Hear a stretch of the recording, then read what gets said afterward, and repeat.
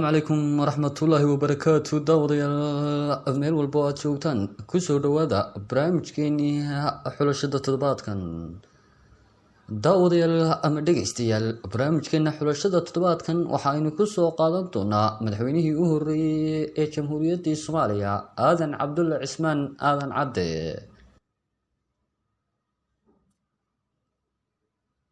aadan cadde waxa uu ku dhashay magaalada beledweyne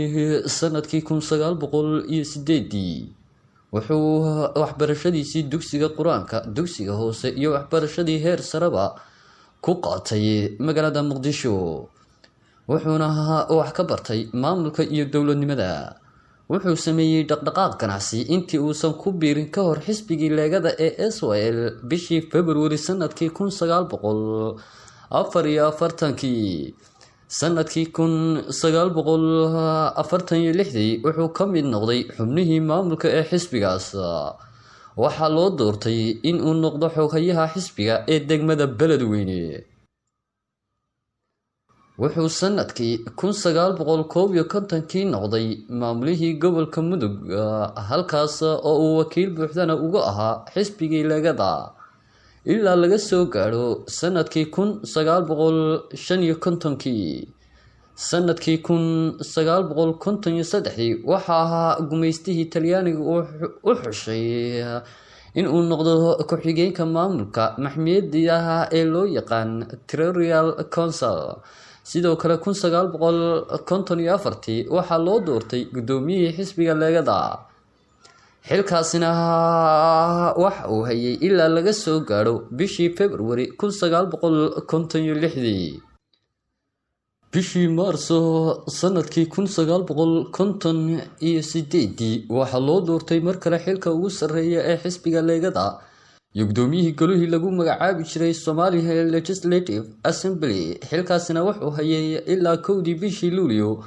sanadkii 1960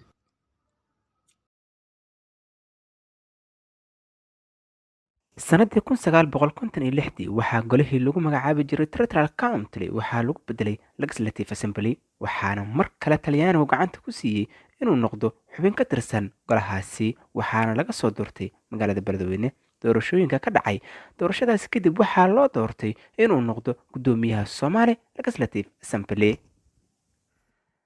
sanadii 1959 doorashooyinka guud ee dalka ka dhacay waxaa loo doortay mar kale xubin inuu noqdo gudoomiyaha golaha sharci dejinta koonfurta dalka Soomaaliya wuxuuna xilka hayay ilaa golihii sharci dejinta uu noqdo Constitutional Assembly taasna waxay u saamaxday inuu noqdo madaxweynihii ugu horeeyay ee soo mara dalka Jamhuuriyadda Soomaaliya kadib markii ay midoobeen labadii gobol waqooyi iyo koonfur ee Jamhuuriyadda Soomaaliya 1 Luulyo 1960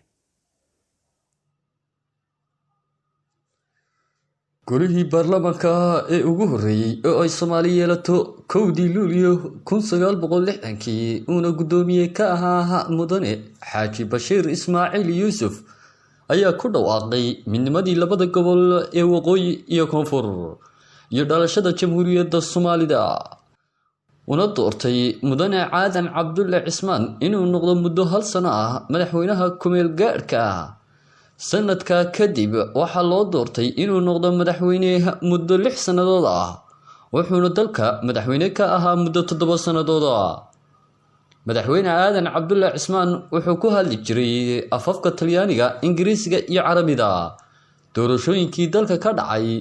sanadkii 1967 waxa looga adkaaday doorashooyinkaasi wuxuuna xilka madaxweynenimo ku wareejiyay madaxweynihii ka dambeeyay ee Cabdirashiid Cali Sharmaake aadan cadde waa ninka kaliya ee Soomaaliya iyo Afrikaba ugu horeeyay ee si sharafna ah xilka ugu wareejiyay kuna mutaystay in adduunka laga xushmeeyo ilaa iyo maanta ilaahay ha u naxariistay aadan cabdulle cismaan wuxuu bishii Juun 8 sanadii 2007 ku geeriyooday magaalada Nairobi ee dalka Kenya aadan cabdulle cismaan waxaa lagu aasay magaalada Muqdisho 11 bishii Juun isla sanadkaasi geeridiisa kadib waxaa lagu magacdaray garoonka diyaaradaha ee Muqdisho aadan cabdulle cismaan International Airport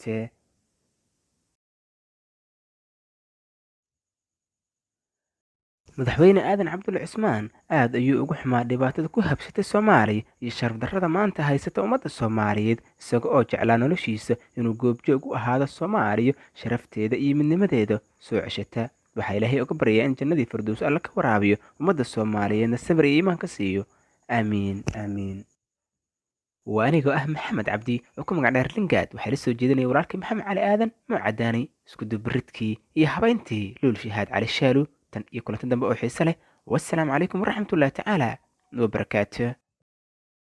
daawadayaal barnaamijkani waxaa inoo noqon doonaa barnaamij taxane ah oo toddobaadle ah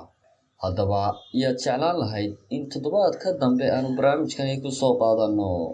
fadlan kommentiga nagu reeb mahadsanida